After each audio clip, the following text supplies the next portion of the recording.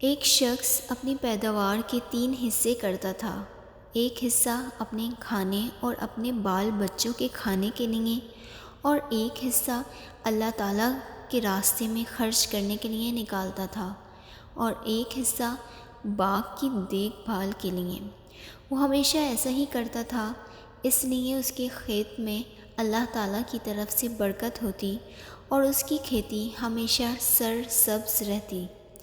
اگر اس کے پاس پانی نہ رہتا تو دوسری جگہ پانی برس کر اور بہہ کر اس کے کھیت میں آ جاتا۔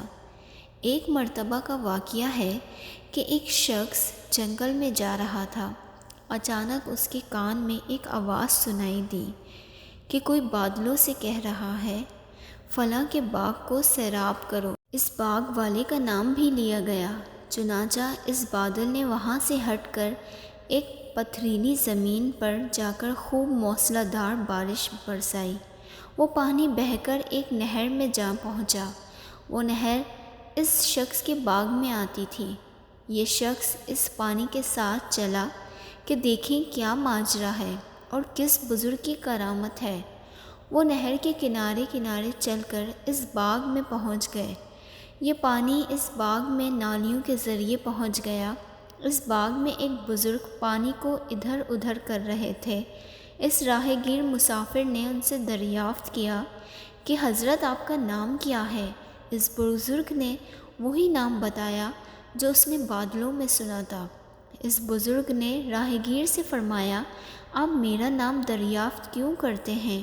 اس مسافر نے کہا، میں نے اس بادل میں سے جس کا یہ پانی ہے ایک آواز سنی کہ فلاں شخص کے باغ کو سیراب کرو۔ اس نے آپ ہی کا نام بتایا تھا۔ وہ بادل برسا اور پانی اس نہر میں بہہ کر آیا۔ اس عجیب و غریب واقعے کی تلاش کے لیے میں پانی کے ساتھ ساتھ آیا کہ میں چل کر معلوم کروں کہ وہ کیسے بزرگ ہیں۔ تو حضرت آپ کیا کرتے ہیں؟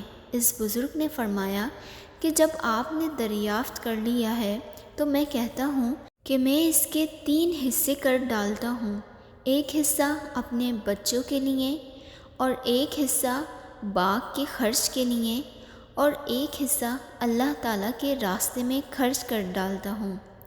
اس لیے جب میرے باغ کو پانی کی ضرورت ہوتی ہے تو قدرت کی طرف سے اس کا انتظام ہو جاتا ہے۔ میں امید کرتی ہوں کہ آپ کو میری یہ ویڈیو پسند آئی ہو۔ اگر آپ کو میری یہ ویڈیو پسند آئی ہو تو مجھے کمنٹ کر کے ضرور بتائیے۔ اللہ پاک آپ کا حامی و ناصر۔ جزاک اللہ خیر۔ اللہ حافظ۔